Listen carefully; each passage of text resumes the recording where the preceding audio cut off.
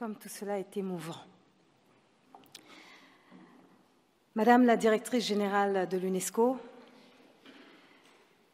Monsieur le Président de la 37e conférence générale de l'UNESCO, Madame la garde des Sceaux, Mesdames et Messieurs les ambassadeurs, distingués invités, chères Excellences, chers amis, je viens en effet vous parler ici du rôle d'Haïti, mon pays natal. Son rôle dans la lutte contre l'esclavage et pour l'émancipation des peuples. Et je me sens forte de pouvoir témoigner de cet acte de résistance, de ce combat pour la liberté et de cet héritage. Cette histoire est la plus emblématique de la puissance des idées des Lumières pour triompher de l'ombre, pour triompher de l'une des pages les plus sombres dans l'histoire de l'humanité. Et nous ne serions pas aujourd'hui, chers amis, en présence les uns des autres. Et la femme que je suis ne serait pas debout, libre, ici même, devant vous, n'était-ce la pensée des Lumières. Les Lumières qui sont, dans leur esprit, comme le souligne si justement Zevan Todorov, éprises d'histoire et d'éternité, de liberté et d'égalité. Car les Lumières émettent, rappelle-t-il, 3 idées fondamentales, 3 idées phares dont les conséquences seront innombrables. D'abord, l'idée d'autonomie et par conséquent d'émancipation, qui présume la liberté d'examiner, de questionner, de critiquer, de mettre en doute, de choisir, de décider soi-même. Et puis l'idée de finalité humaine, qui donne naissance à l'affirmation que tous les êtres humains possèdent, de par leur nature même d'humain, des droits inaliénables. Et enfin l'idée d'universalité, de laquelle découle la demande d'égalité, qui permet d'engager bien des combats, aujourd'hui encore, celui des femmes, bien évidemment, ainsi que les luttes contre toutes les formes d'aliénation de la liberté.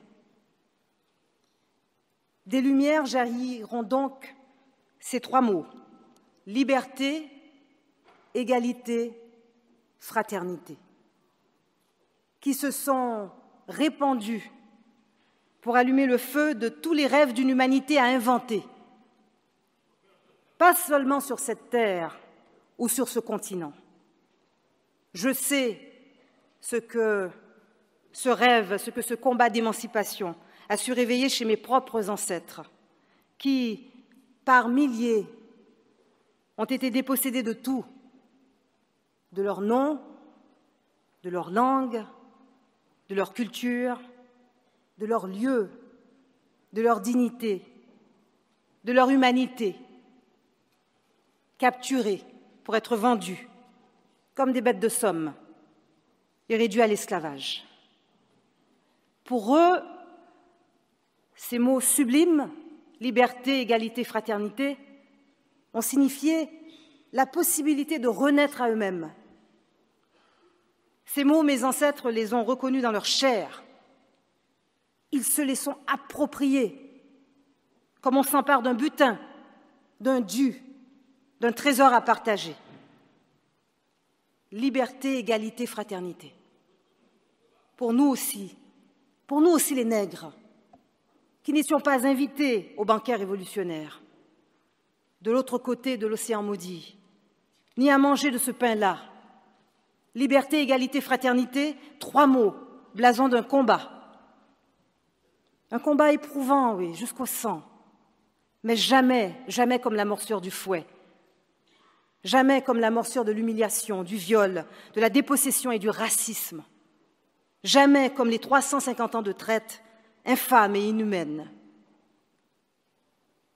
Ainsi naquit en 1804 la première république d'hommes et de femmes noirs affranchis par eux-mêmes et qui surent redonner à la terre souillée de leur avilissement et de leur douloureuse captivité son nom d'origine, Haïti. Haïti qui veut dire terre montagneuse, dans la langue des premiers peuples des Amériques, sur ce territoire-là. Les Arawaks, les Taïnos, Caribes, décimés. Et le rêve réalisé par Haïti gagna très vite tous les peuples opprimés du reste du continent. Liberté, égalité, fraternité, pas seulement pour nous, Haïtiens et Haïtiennes, mais pour tous les autres enchaînés, dira Alexandre Pétion, le président de la Jeune République, à Simon Bolivar, surnommé El Libertador. Chassé du Venezuela et de la Jamaïque en 1815, et à qui Pétion donna asile. Et puis il lui donna aussi des ailes, car Pétion acceptera de fournir à Bolivar les moyens financiers et logistiques de reprendre sa campagne de libération, mais à une condition, que ce combat garantisse l'émancipation des esclaves de toutes les terres libérées. C'est du courage d'Haïti que viendra l'étincelle qui allumera l'immense brasier du combat pour l'abolition de l'esclavage sur tout le continent des Amériques.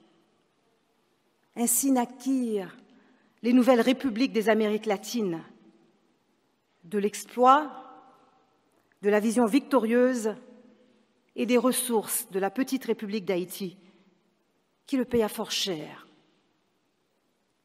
Les grandes puissances européennes, avec la complicité des États-Unis d'alors, esclavagistes et ségrégationnistes, ne lésinèrent pas sur les représailles. Haïti sera isolé par un embargo, son économie réduite à néant, faute d'accès à tous les marchés.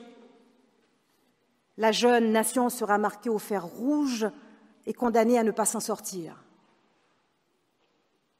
Qu'à cela ne tienne, 210 ans plus tard, la République d'Haïti est toujours debout, chancelante d'une épreuve à l'autre, de catastrophes humaines en catastrophes naturelles, trahie aussi parfois par les siens, mais toujours debout. De cette histoire, les Haïtiennes et les Haïtiens veulent que l'on se souvienne, car elle est l'offrande d'un petit pays, berceau d'une grande aventure, que le poète Aimé Césaire a su si bien résumer. Haïti, là où la négritude se mit debout pour la première fois et dit qu'elle croyait en son humanité.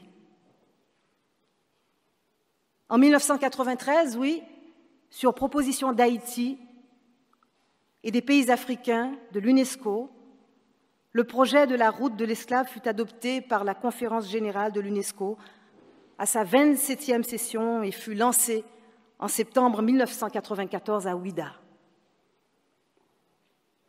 Et nous voilà, 20 ans plus tard, nous nous souvenons ici même et faisons ensemble la promesse que ce combat, phare dans une nuit des plus sombres, continuera de nous guider et de nous inspirer face aux intentions et aux esprits les plus obscurs.